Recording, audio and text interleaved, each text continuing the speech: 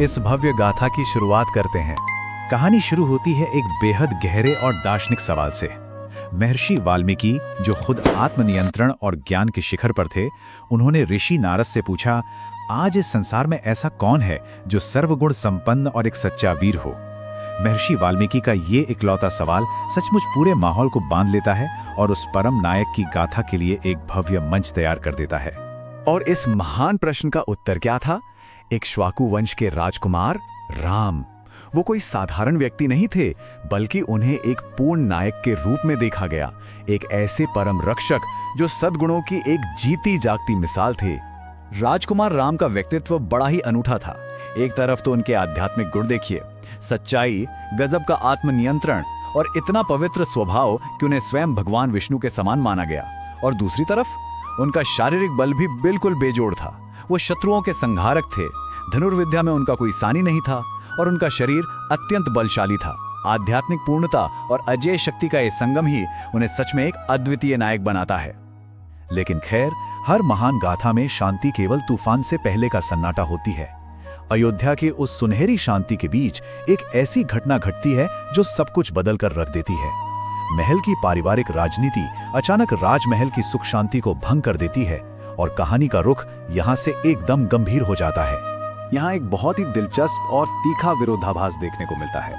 एक और रानी कैकेयी की जिद और स्वार्थ है, राम के लिए वनवास और अपने बेटे भरत के लिए राज सिंहासन की मांग। और इसके ठीक उलट है राम का धर्म। वो बिना एक पल की भी हिचकिचाहट के अपने पिता की आज्ञा मान लेते हैं और जंगल की ओर निकल पड़ते हैं। सत्ता से ऊपर उठकर अपने कर्तव्य और धर्म को चुनना, असल में यही इस पूरी कथा का सबसे बड़ा और अहम सबक है। और ये वनवास कोई छोटी बात नहीं थी। राजमहल की सुख सुविधाएं छोड़कर एक अनजान खतरनाक जंगल में जाना था। राम वनवास स्वीकार करते हैं और उनके साथ सीता और लक्ष्मण भी चल पड़ते हैं। सच्ची वफादारी इसी को तो कहते हैं। वे निषाद राज गुह के साथ गंगा पार करते हैं और अंततः चित्रकूट पर्वत पर अपनी कुटिया बनाते हैं। लेकिन पीछे अयोध्या में क्या हुआ, इस फैसले की कीमत बहुत भारी पड़ी। राजा दशरथ अपने प्रिय बेटे के बिछड़ने का गम सह नहीं पाए और शोक में उनके प्राण ही पखेरु उड़ गए। पर दूसरी ओर राजकुमार भरत की निष्ठा इस महाकाव्य में एकदम चमक उठती है। वो उस छीने हुए सिंहासन को साफ ठुकरा देते हैं और राम को वापस लाने के लिए जंगल की ओर निकल पड़ते हैं। ये एक ऐसे भाई की कहानी है जो बिना धर्म वाली सत्ता को छूना भी पसंद नहीं करता। यहाँ एक बहुत ही भावुक पल आता है जब भरत राम से वापस लौटने की मिन्नतें करते हैं, तो राम उसे पूरी तरह अस्वीकार कर देते हैं। ये कल्पना की जा सकती है कि एक विशाल साम्राज्य के ऊपर वनवास के जीवन को चुनना कितना कठिन रहा होगा। ये दिखाता है कि अपने पिता को दिए वचन के प्रति वो कितने दृढ़ थे। वो भरत को अपनी पादुकाएं सौंप देते हैं जो उनके अधिकार का प्रतीक बन जाती हैं, और भरत सिर्फ एक विनम्र प्रतिनिधि के रूप में शासन करने के लिए बाध्य हो जाते हैं। अब यहाँ से कहानी एक गहरा और अंधकारमय मोड़ लेती है। जंगल में सब कुछ शांत नहीं है, एक अलौकिक संघर्ष पनप रहा है और खतरे के घने बादल मंडराने लगे हैं। 14,000 ये कोई छोटी मोटी संख्या नहीं है। ये उस विशाल पैमाने को दर्शाता है जिस पर राम ने पवित्र ऋषियों की रक्षा के लिए दुष्ट राक्षसों का संहार किया। ये कोई साधारण युद्ध नहीं था, ये राम की अद्भुत युद्ध क्षमता और बुराई को जड़ से उखाड़ फेंकने के उनके अटल संकल्प का सीधा प्रमाण है। और यहीं से एक भयंकर त्रासदी की शुरुआत होती है। शूर्पणखा के विद्रूपण के बाद राक्षसों का राजा रावण मारीच के साथ मिलकर एक गहरी साजिश रचता है। मारीच धोखे से राम को कुटिया से दूर ले जाता है और फिर आता है वो मनहूस पल जब क्रोधित रावण वीर जटायु का वध करके सीता का अपहरण कर लेता है। धोखे और दुख का ये चक्र पूरी कथा की दिशा ही पलट कर रख देता है। सीता के अपहरण से गहरा आघात पाकर राम एक बेहद कठिन खोज पर निकल पड़ते हैं। अब ये सिर्फ एक योद्धा की यात्रा नहीं है, बल्कि एक असंभव से दिखने वाले शत्रु को हराने के लिए नए और अप्रत्याशित गठबंधन बनाने की शुरुआत है। दक्षिण की ओर राम की ये यात्रा कई आध्यात्मिक और रणनीतिक मुलाकातों का एक लंबा सिलसिला है। राक्षस कबंध का वध करने से लेकर तपस्विनी शबरी का आतिथ्य स्वीकार करने, पंपा सरोवर पर पहली बार हनुमान जी से मिलने और अंततः सुग्रीव के साथ मित्रता करने तक, ये घटनाक्रम हमें बताता है कि कैसे धर्म और सत्य के रास्ते पर चलते हुए धीरे धीरे मजबूत गठजोड़ बनाए जाते हैं। लेकिन सुग्रीव का भरोसा और वानर सेना की वफादारी जीतना सिर्फ बातों से संभव नहीं था, अपनी शक्ति का प्रमाण देना जरूरी था। राम ने अपने एक पैर के अंगूठे से दुंदुभी दानव की विशाल हड्डियों को 10 योजन दूर उछाल दिया और फिर एक ही तीर से ताड़ के 7 पेड़ों को भीन डाला।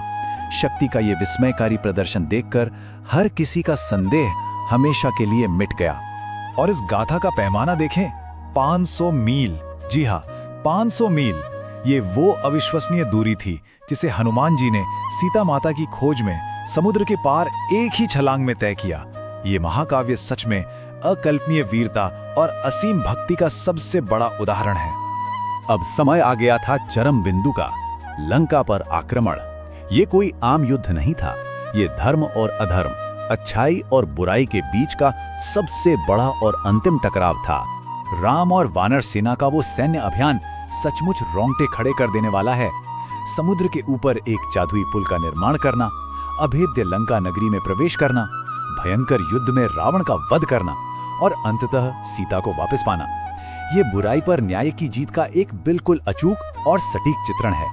लेकिन ठहरिए, विजय के तुरंत बाद कहानी का सबसे जटिल और चुनौतीपूर्ण नैतिक क्षण सामने आता है, अग्नि परीक्षा।